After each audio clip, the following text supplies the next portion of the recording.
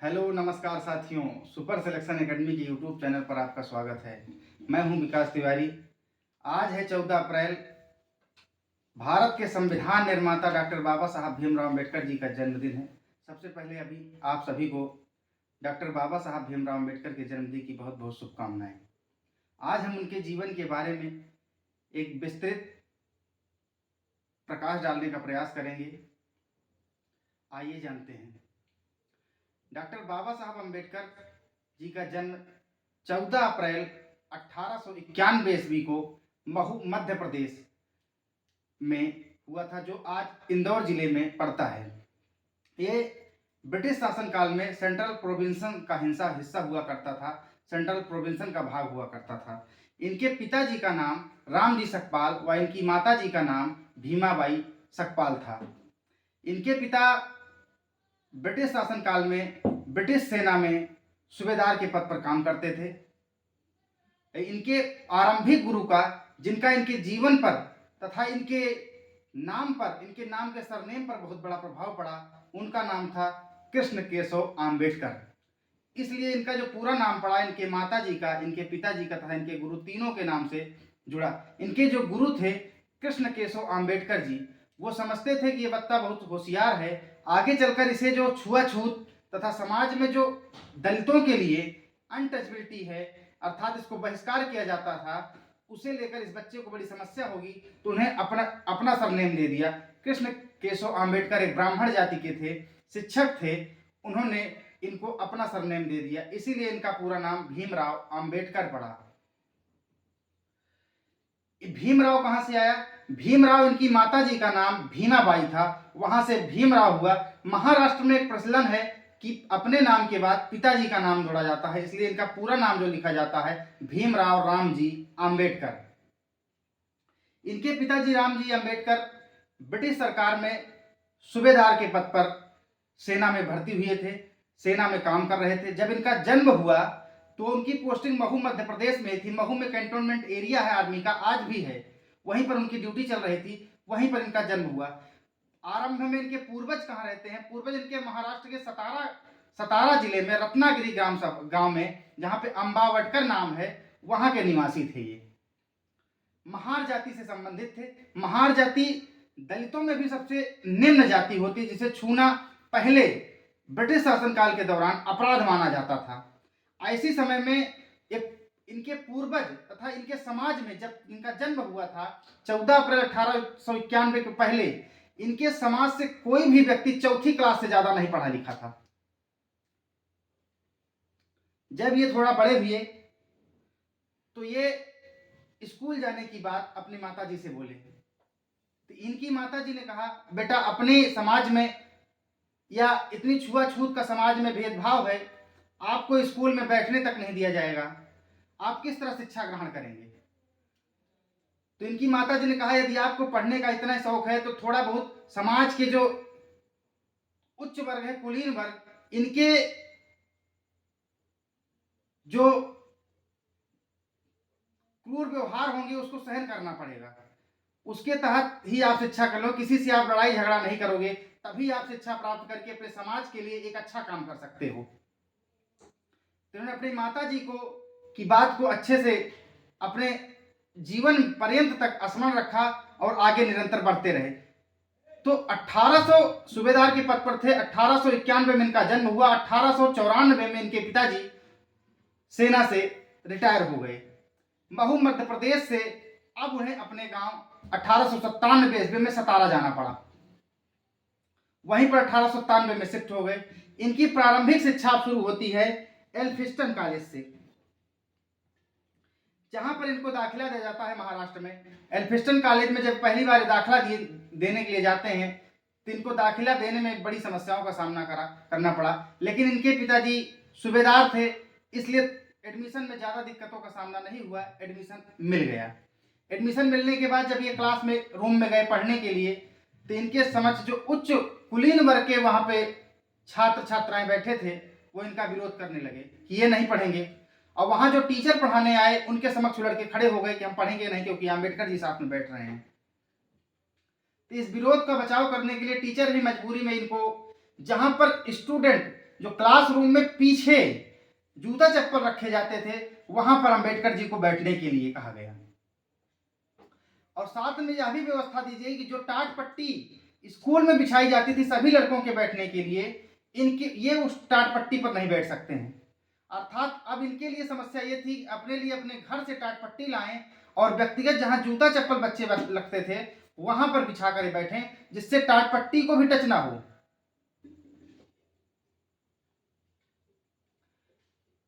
और स्कूल में जो पानी की व्यवस्था की जाती थी, छोटा बच्चा है 6-7 साल का, अब वो स्कूल गया है तो पानी भी पिएंगे, वहां पर जो घड़े रखे जाते थे, घड़े को भी छू कर पानी नहीं पी सकते थे, इतनी व्यवस्था खराब थी उस समय। टीचर भी इसका विरोध नहीं कर पाते थे क्योंकि समाज में ऐसी ही व्यवस्था, छुआछूत, अनटचबिलिटी की व्यवस्था व्याप्त थी। इनको पानी पीने के लिए व्यवस्था ये थी कि स्कूल में एक चपरासी होता था, चपरासी जग से, मटके से पानी निकालेगा, जग से ऊपर से पानी डालेगा, अर्थात जग भी इनको टच नहीं होना चाहिए और पानी की धार भी नहीं टूटनी चाहिए। अगर पानी की धार टूट गई तो जग और पानी दोनों जूठे हो जाते थे और उस मटके और जग को फेंक दिया जाता था। मान लीजिए 365 दिन स्कूल चल रहा है, 365 दिन में बीच में छुट्टियां हुई या किसी दिन चपरासी अचानक नहीं आया, तो जिस दिन चपरासी नहीं आता था उस दिन इनको पानी नहीं मिलता था। इस बात का जिक्र डॉक्टर बाबा साहब भीमराव अंबेडकर जी अपनी आत्मकथा वेटिंग फॉर अ वीजा में किए हैं कि जिस दिन स्कूल में चपरासी नहीं आता था उस दिन पानी पीने तक की व्यवस्था नहीं थी। सोचिए कितनी अव्यवस्था थी, समाज में कितनी कुरीतियां थी दलित वर्गों को लेकर के। ऐसे समय में बच्चा फिर भी पढ़ने के लिए सोच रहा है, किनारे जूता चप्पल जहां रखा है वहां बैठ रहा है, और बैठने के बाद भी वहां उसे पानी पीने के लिए, छोटे बच्चों को, 6 साल बच्चों को इतनी समझ नहीं होती है, 6-7 साल बच्चे को, फिर भी उसको पानी पीने की भी व्यवस्था नहीं है। अगर चपरासी नहीं आया तो दिन भर बिना पानी पिए रह जाएगा। ऐसे अभाव में डॉक्टर बाबा साहब अंबेडकर जी अपनी शिक्षा प्रारंभ करते हैं। फिर डॉक्टर बाबा साहब अंबेडकर जी आगे बढ़े तो क्लास में व्यवस्था ये थी उस स्कूल में, एल्फिस्टन कॉलेज में, कि जो भी विद्यार्थी क्लास में टॉपर होगा उसे अगली कक्षा में प्रवेश के दौरान सबसे आगे बैठने का मौका मिलेगा।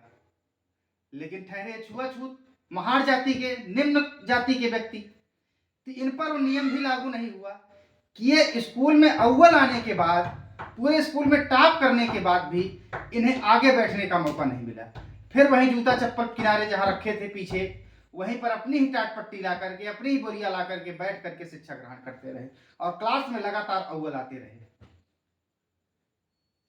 मध्यम वर्गीय परिवार था, पिताजी सूबेदार थे, अंबेडकर जी पढ़ने में होशियार थे।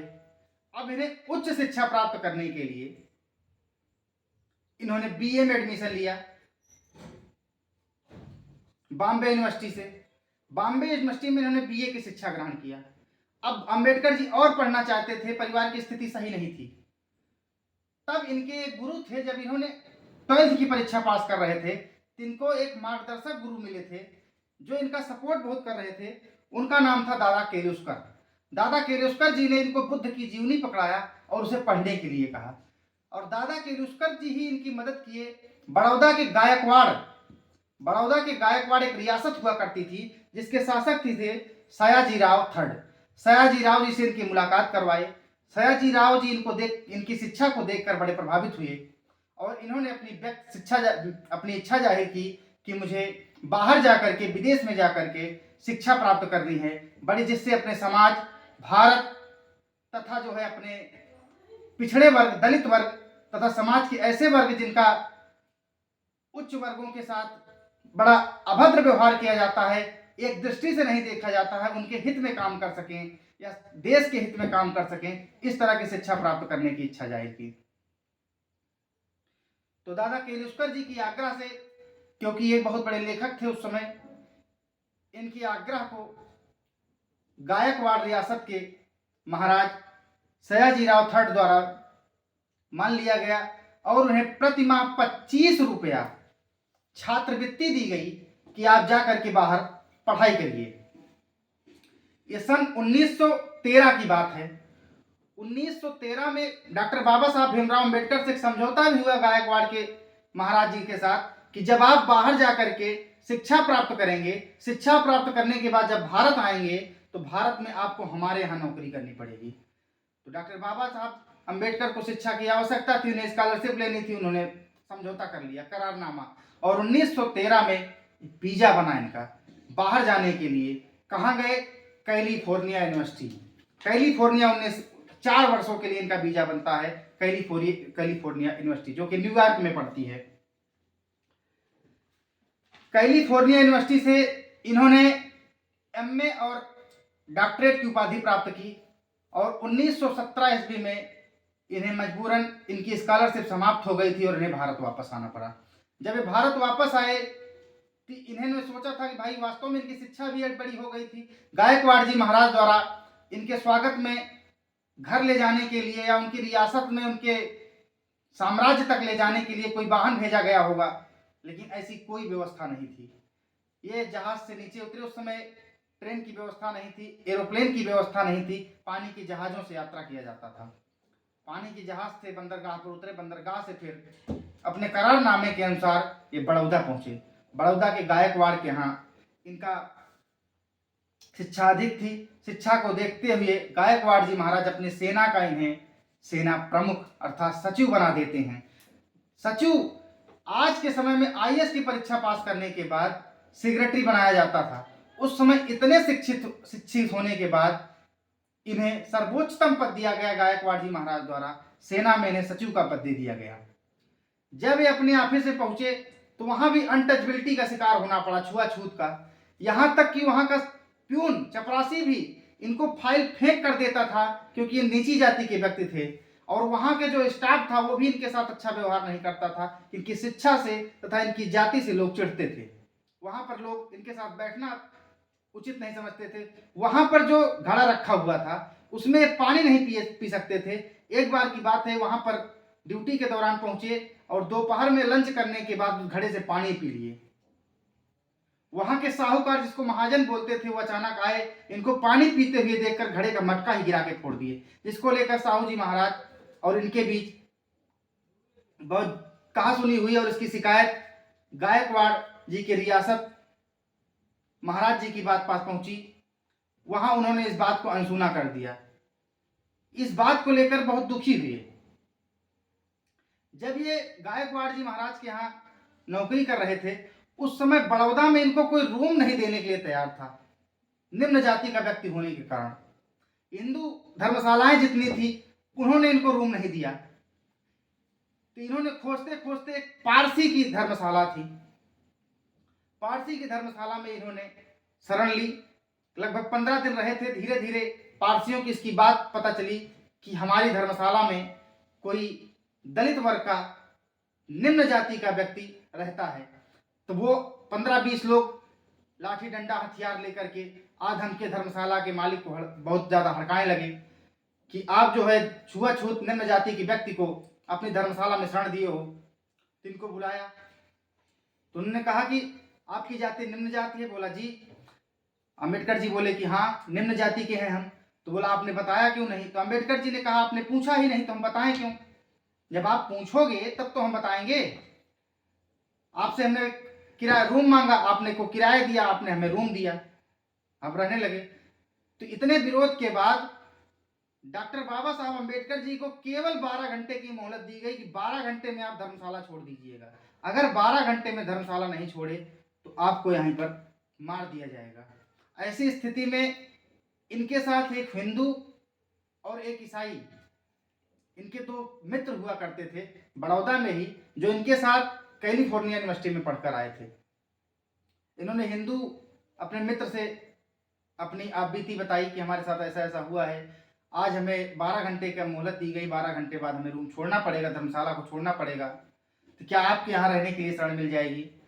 तो उन्होंने कहा कि मैं तो भाई कैलिफोर्निया से पढ़ा लिखा हूँ आपके साथ ही, मुझे तो कोई दिक्कत नहीं है, लेकिन हमारे परिवार वाले भी पूर्व जो कुरीतियाँ चली आ रही हैं उसी से बंधे हुए हैं, उनका बड़ा विरोध होगा, इसलिए घर में ये संभव नहीं हो सकता है।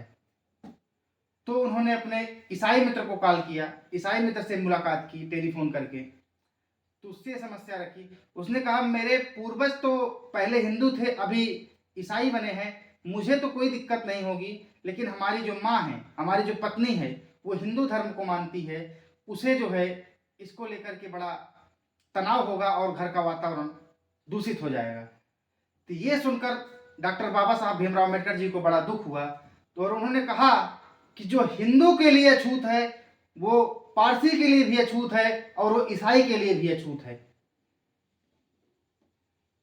एक बार की बात है, सन 1917 या 18 के बाद के बीच एक बार डॉक्टर बाबा साहब भीमराव अम्बेडकर जी अपने मित्रों के साथ नासिक से औरंगाबाद घूमने के लिए कहीं जा रहे थे। नासिक से औरंगाबाद जाते समय रास्ते में दौलताबाद का किला पड़ता है। उनके दोस्तों तथा इन्होंने दौलताबाद किले को देखने की इच्छा जाहिर की। ये उतर कर दौलताबाद किले को देखने के लिए उतरे। किले के बाहर पानी के लिए मटके रखे गए थे। मटके से इन्होंने हाथ मुंह धोया। जैसे धो ही रहे थे, उधर से किले की जो केयर टेकर होते हैं, संरक्षक, वो मुस्लिम जाति के थे, वो दौड़ते हुए बाहर आ गए। उनको पता चला कि छुआछूत निम्न जाति के व्यक्ति हैं, इन्होंने हमारे घड़े को छू लिया है। उन्होंने हंगामा शुरू कर दिया। उन्होंने कहा कि क्यों भाई आप लोग क्यों हंगामा कर रहे हो? तो उन्होंने कहा कि आप निम्न जाति के व्यक्ति हो, हमारे घड़े को क्यों छू लिया? तो डॉक्टर बाबा साहब अम्बेडकर बड़ी शालीनता से जवाब दिए कि मुस्लिम समुदाय में छुआछूत का कोई प्रचलन नहीं था, तो आपके घड़े को छू लेने से हमें क्या दिक्कत है? हमें प्यास लगी थी, हमने पानी पी लिया। उन्होंने कहा नहीं नहीं, आप निम्न जाति को, आपने हमारा घड़ा क्यों छू लिया? तो डॉक्टर बाबा साहब अम्बेडकर यहाँ भी बहुत दुखित हुए। अर्थात पारसी में भी जाति व्यवस्था का कोई स्थान नहीं था, अर्थात निम्न जाति उच्च जाति का कोई भेदभाव नहीं था, तो वहां भी इनके साथ भेदभाव किया गया। ईसाइयों में भी जाति व्यवस्था अर्थात वर्ण को लेकर के या जाति को लेकर कोई भेदभाव नहीं है, वहां भी डॉक्टर बाबा साहब भीमराव अम्बेडकर जी के साथ दुर्व्यवहार किया गया। और अब मुस्लिमों ने भी इनके साथ वही व्यवहार किया, छुआछूत वाला। तो इन्होंने फिर कहा कि जो हिंदू के लिए अछूत है वो पारसी के लिए भी अछूत है, ईसाई के लिए भी अछूत है और मुसलमान के लिए भी अछूत हो गया है।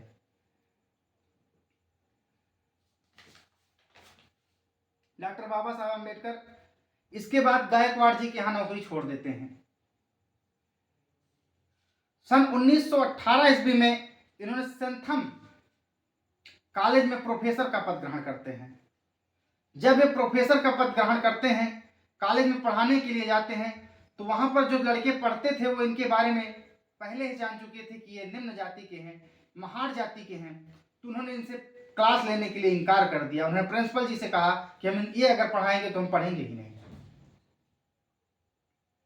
फिर प्रिंसिपल जी के बहुत समझाने के बाद उन्होंने कहा 1-2 दिन क्लास ले लीजिए, अगर अच्छा नहीं पढ़ाते हैं तो इनकी क्लास हटा दी जाएगी। किसी तरह बच्चे माने और डॉक्टर बाबा साहब भीमराव अम्बेडकर उन बच्चों को क्लास लेने लगे। 2-3 दिन क्लास लेने के बाद वो बच्चों के इतने प्रिय हो गए कि इकोनॉमिक्स इतना अच्छा पढ़ाए कि बच्चे उनका आदर करने लगे। लेकिन जो साथ में प्रोफेसर थे, जिन्होंने इतनी अच्छी डिग्री हासिल की थी, जो इनके साथ पढ़ाते थे अर्थात टीचर स्टाफ, वो आज भी इनसे घृणा करता था, क्योंकि ये निम्न जाति के थे, नीच कुल से थे, इसलिए इनका विरोध आज भी करता था। वो इनके साथ पानी पीना पसंद नहीं करते थे। अगर ये मग्गे से पानी पी लेते थे तो मग्गा फेंक दिया जाता था। बड़ी ही असाधारण वातावरण में इन्होंने कितना संघर्ष किया है अपनी ही जाति को समाज में स्थान दिलाने के लिए। हर जगह इनको केवल शर्म का ही सहारा करना पड़ा, अर्थात बहुत यातनाएं झेलनी पड़ी हैं। केवल क्या था, केवल निम्न जाति में पैदा होने के लिए। बाकी इतनी शिक्षा इनके पास थी कि भारत में उस समय किसी के पास शिक्षा नहीं थी।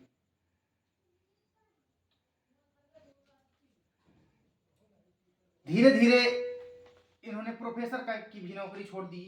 सन 1920 ईस्वी में इन्होंने कोल्हापुर में की रियासत की सहायता से एक मूक नायक पत्रिका का संपादन प्रारंभ किया।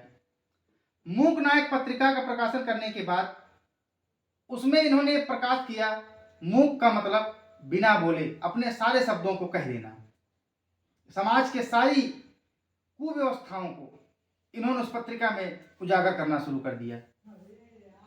सन 1920 ईस्वी में इन्होंने दलित समाज को समाज में बराबरी का दर्जा दिलाने के लिए तथा समाज में दलित वर्गों के उत्थान के लिए कि उनकी शिक्षा की स्थिति मजबूत हो, आर्थिक स्थिति मजबूत हो, इसलिए इन्होंने पहला संगठित प्रयास 1920 ईस्वी में किया।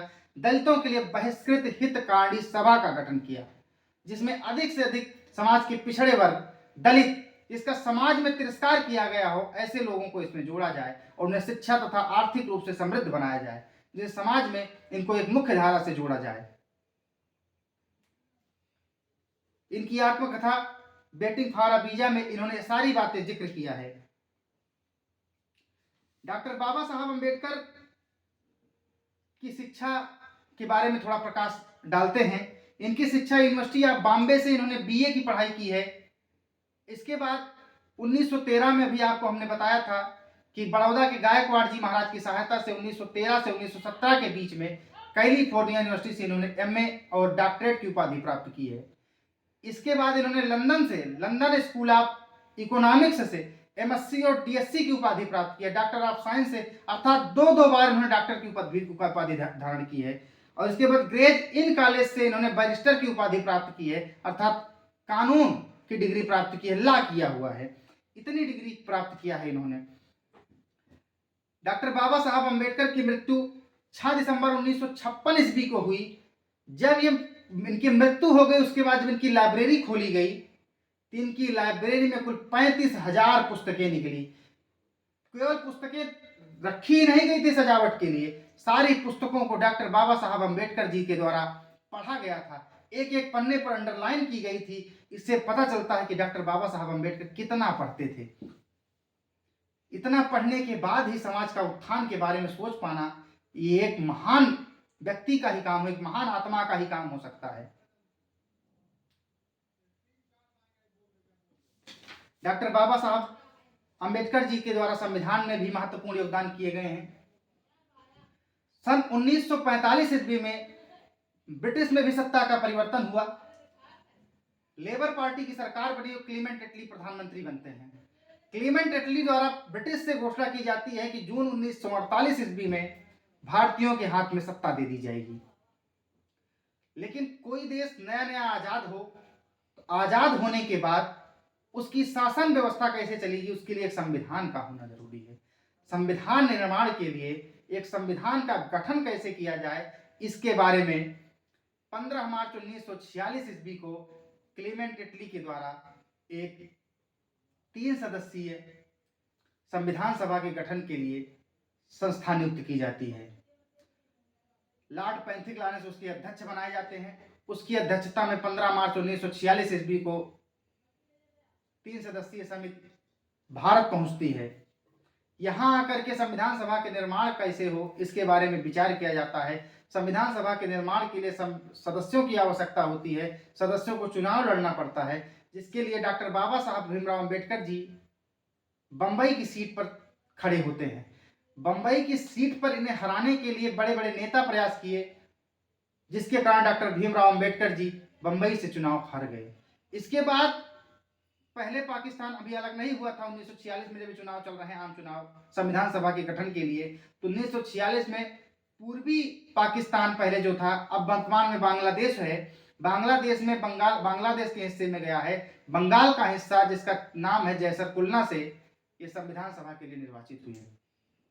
लेकिन आगे चलकर लॉर्ड माउंटबेटन की योजना के अनुसार 3 जून 1947 ईस्वी को जब भारत का विभाजन हो गया, तो पाकिस्तान 2 हिस्सों में बट गया। पाकिस्तान, पश्चिमी पाकिस्तान और पूर्वी पाकिस्तान, जो आज बांग्लादेश है वो पूर्वी पाकिस्तान है।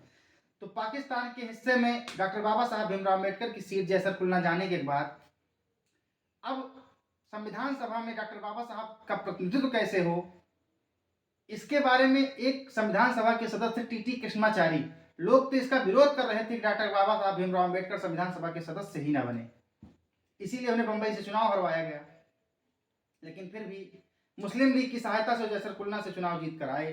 लेकिन भारत का बंटवारा होने के बाद जैसर कुलना पश्चिम बंगाल में पाकिस्तान में जाने के बाद फिर से उन्हें बंबई से निर्वाचित किया गया, क्योंकि टीटी कृष्णाचारी चाहते थे कि बाबा साहब डॉक्टर भीमराव अम्बेडकर संविधान सभा के सदस्य बने रहें। इसी के तहत उन्हें डॉक्ट्रिन कमेटी का अध्यक्ष भी बनाया गया। प्रारूप समिति के अध्यक्ष डॉक्टर बाबा साहब भीमराव अम्बेडकर 29 अगस्त 1947 ईस्वी को बनी, जिसके अध्यक्ष डॉक्टर बाबा साहब भीमराव अम्बेडकर जी बनते हैं। डॉक्टर बाबा साहब भीमराव अम्बेडकर संविधान के निर्माण में महत्वपूर्ण भूमिका निभाई है। संविधान सभा के सदस्यों में सबसे ज्यादा बोलने वाले व्यक्ति डॉक्टर बाबा साहब भीमराव अम्बेडकर जी थे। डॉक्टर बाबा साहब अम्बेडकर जी द्वारा ब्रिटिश सरकार में 1930, 1931, 1932 3 वर्षों में 3 बार गोलमेज सम्मेलन हुए और तीनों गोलमेज सम्मेलन में भाग लेने वाले पहले व्यक्ति थे। दूसरे गोलमेज सम्मेलन में महात्मा गांधी जी ने भाग लिया। महात्मा गांधी और डॉक्टर बाबा साहब भीमराव अम्बेडकर के बीच गोलमेज सम्मेलन के दौरान ही विचारों में मतभेद होने के कारण विवाद उत्पन्न हो गया, जिसके कारण गोलमेज सम्मेलन असफल हो गया। 1932 ईस्वी में कम्युनल अवार्ड आया।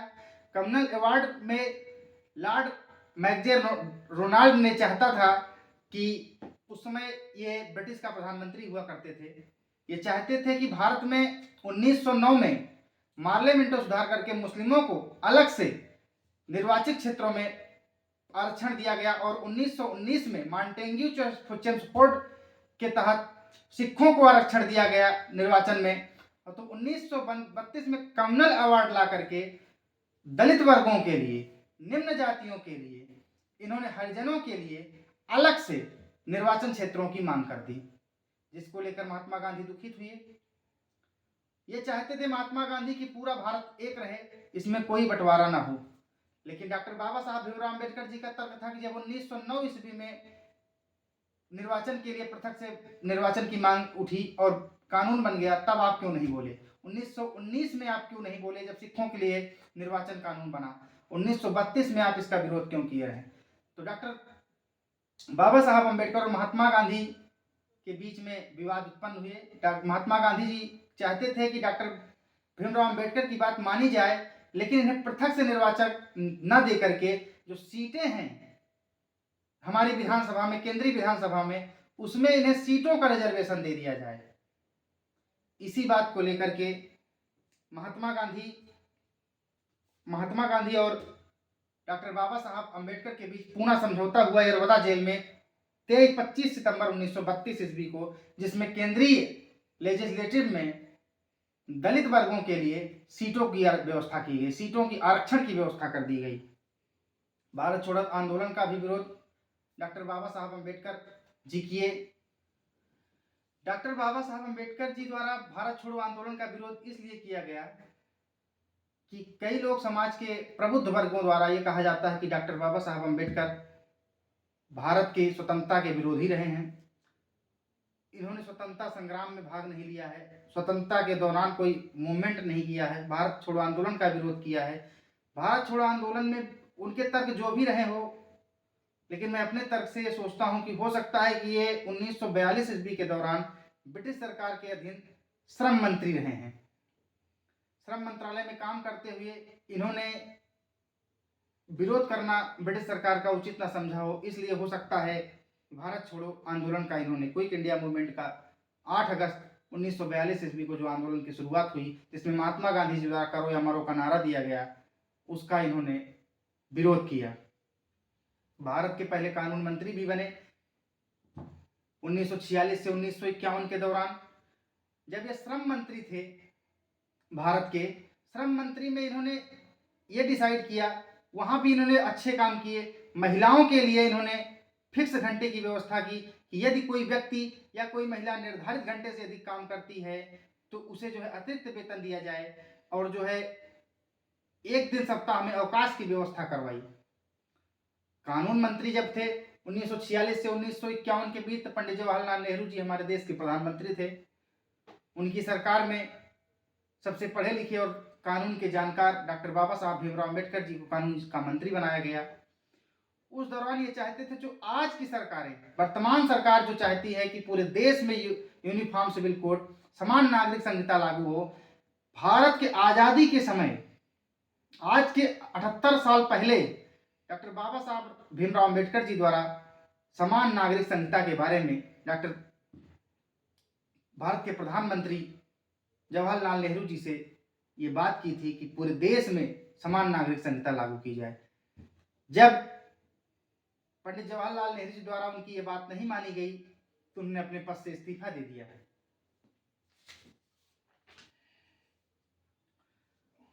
डॉक्टर बाबा साहब के ऊपर कई बार आरोप लगते हैं कि ये दलितों के लिए केवल काम किया है। दलितों के लिए उन्हें अपने जातियों के लिए, अपने समाज के लिए तो काम किया है, समाज के अन्य वर्गों के लिए भी काम किया है। जैसे 14 से 18 तक इन्होंने संविधान में समानता की व्यवस्था करके सभी को एक समान रूप से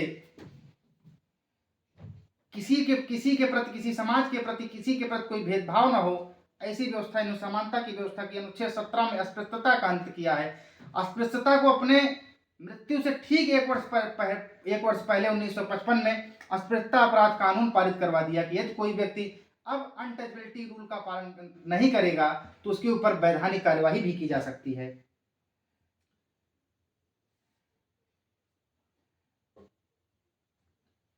हिंदू धर्म की इतनी अवहेलना को देखते हुए डॉक्टर बाबा साहब भीमराव अंबेडकर 1935 ईस्वी में कहते हैं कि मेरा जन्म भले ही हिंदू धर्म में हुआ है लेकिन मैं हिंदू धर्म में मरूंगा नहीं। 1935 से घोषणा करने के बाद 1956 में इनकी मृत्यु होती है। 21 वर्षों तक यदि इनके बोलने के बाद भी यदि इस हिंदू धर्म में निम्न वर्गों के प्रति, जो समाज के वंचित वर्ग है, दलित वर्गों के साथ यदि भेदभाव कम हुए होते, मुझे ऐसा लगता है कि डॉक्टर बाबा साहब भीमराव अंबेडकर बौद्ध धर्म स्वीकार नहीं करते।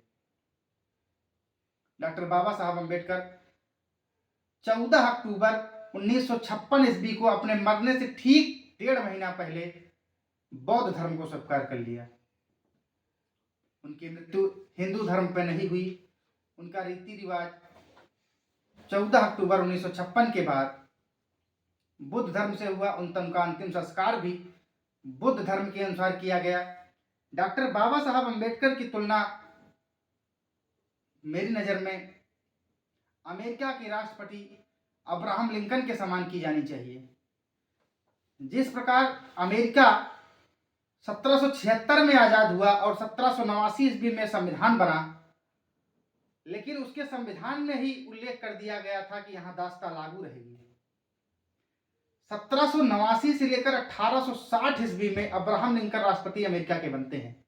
लगातार दासों का वहाँ उत्पीड़न होता रहा, उनके साथ यातनाएं होती रही, जिसके लिए अब्राहम लिंकन लगातार प्रयास करते रहे अमेरिका में।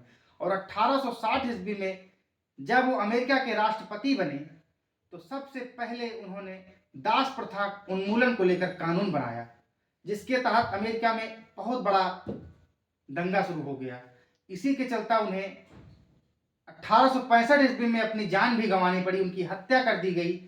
लेकिन उन्हें समाज के उद्धारक के रूप में एक बहुत बड़ा काम किया कि अमेरिका से दास प्रथा का उन्मूलन करके समाज को दासता से मुक्त कर दिया।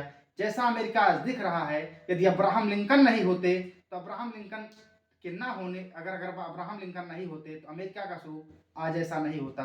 जो समाज में समानता की भावना है, वहां पर दासों का आज भी व्यापार होता, दास आज बिकते भी अमेरिका में, लेकिन ऐसी व्यवस्था डॉक्टर अब्राहम लिंकन की वजह से वहां ये काम संभव हो पाया।